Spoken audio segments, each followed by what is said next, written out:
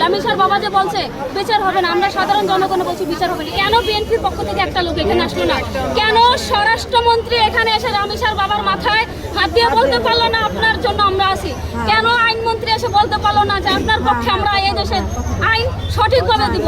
এটা স্বরাষ্ট্রমন্ত্রীর ব্যর্থতা, বিএনপির ব্যর্থতা, তারেক রহমানের ব্যর্থতা, আইনমন্ত্রীর ব্যর্থতা, বাংলাদেশের বিচার ব্যবস্থার ব্যর্থতা। যদি না হতো, বাংলাদেশের যদি সঠিক বিচার ব্যবস্থা থাকতো, এখন তো ঈদের বন্ধ না, রবিবার থেকে কোর্ট বন্ধ, কার্যকর করার সুযোগ আছে। শনিবার বাংলাদেশের সকল অফিস আদালত খোলা, শনিবার খোলা, রবিবার খোলা, কার্যকর করার কোনো ব্যাপারই না।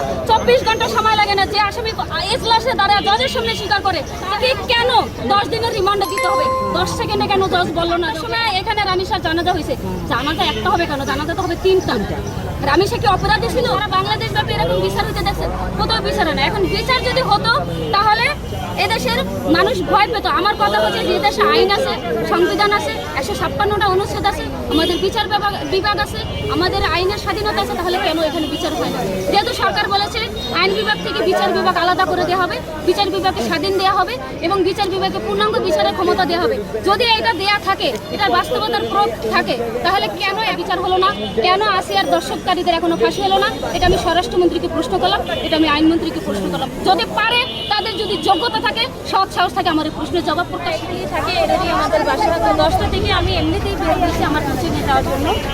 তখন এখানে আমি কান্নাকাটি দেখে আমরা তখন ওই রুমের ভিতরে উপরে উঠছি। তখন তো আর আমরা বুঝি নাই যে লাশটার এই অবস্থা, বা শুধু শুনছি মারা গেছে।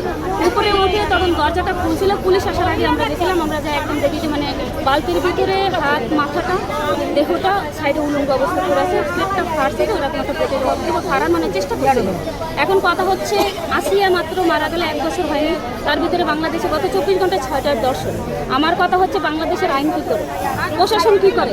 ওকে কেন এখান থেকে ওকে কেন গ্রেপ্তার? যেহেতু নারায়ণগঞ্জ থেকে ধরা পড়ছে, ওরে এই থানায় ওরা রাখেন, ওরা পুলিশ কেন ওকে নিরাপত্তা দিয়ে লুকিয়ে রাখছে? ওকে তো এদের জনগণ ওরা পাড়ায় এই রাস্তার সাথে পিষ্ট করবে। কারণ আসিয়ার আজকে 1 বছর পর্যন্ত বিচার হয় না, হয়েছে? আজকে 1 বছর পর্যন্ত ফাঁসির রায় হওয়া সত্ত্বেও আসামির ফাঁসির রায় কার্যকর করতে কয় মিনিট লাগে? আমার কথা হচ্ছে দর্শকের পক্ষে যে উকিল দাঁড়াবে, তার লাইসেন্স কেন বাতিল করা হয় না? দর্শকের পক্ষে কেন উকিল দাঁড়াবে? তাকে তার যে উকিল দাঁড়ায় ওরে জুতা পিটা করা উচিত, ওর বার কাউন্সিলের লাইসেন্স বাতিল করা উচিত। ওকে সর্বপ্রথম এদেশে বাংলাদেশের জন্য, বাংলাদেশের আইন বিচার ব্যবস্থার জন্য এটা লজ্জা যে বাংলাদেশে দর্শকের পক্ষে উকিল কোর্টে দাঁড়ায়। এটা যেদিন বন্ধ হবে সেদিন পরিবার বিচার পাবে। যদি আজকে আসলে একটা ন্যায় প্রতিষ্ঠান, তো এটা না হওয়ার কারণে আজ পর্যন্ত মানুষ বিচার পায়নি। এখন রামেশ হত্যার কোনো বিচার হবে না। এই যে হয়তো 15 দিন এই ঘটনা থাকবে, 15 দিন পরে এই ঘটনা শেষে বিচার কখনো হয়নি, বিচার হবে না। যদি বিচার হতে হয়, আসামিকে এখানে নিয়ে আসুন, জনগণের হাতে তুলে দেয়। ওর মা বাবার বাংলাদেশের বিচার ব্যবস্থা অন্ধ, রাষ্ট্র অন্ধ, এই দেশ অন্ধ। এই বাংলাদেশের মতো এই দেশে একটা নির্লজ্জহীন দেশে বাংলাদেশ, আমি মনে করি আসিয়া থেকে রামিসা বাংলাদেশের জন্য লজ্জা, লজ্জা, লজ্জা। লাল সবুজের দেশে, স্বাধীন বাংলাদেশে, গণতান্ত্রিক দেশে এটা একটা লজ্জাজনক বিষয়। এটা কখনোই হতে পারে না। আমরা কখনো বিচার পাইনি, বিচার পাবো না। তাই আমরা চাই সোহাগ তোমার বলতে আমাদের হাতে তুলে দেওয়া হোক, আমরা বিচার করবো। বয়স 30+, আপনার বয়স 35-এর উপরে। আপনি কি দেখেছেন বাংলাদেশে কোনো ধর্ষকের ফাঁসি হয়েছে? কেউ বলতে পারবে কেউ জন্মের সাথে দেখেছে বাংলাদেশে আজ পর্যন্ত কোনো বিচারের ফাঁসি হয়েছে? কোনো ধর্ষকের ফাঁসি আজ পর্যন্ত হয় না। তাহলে আপনি কিভাবে বিশ্বাস করতে পারেন বিচার হবে?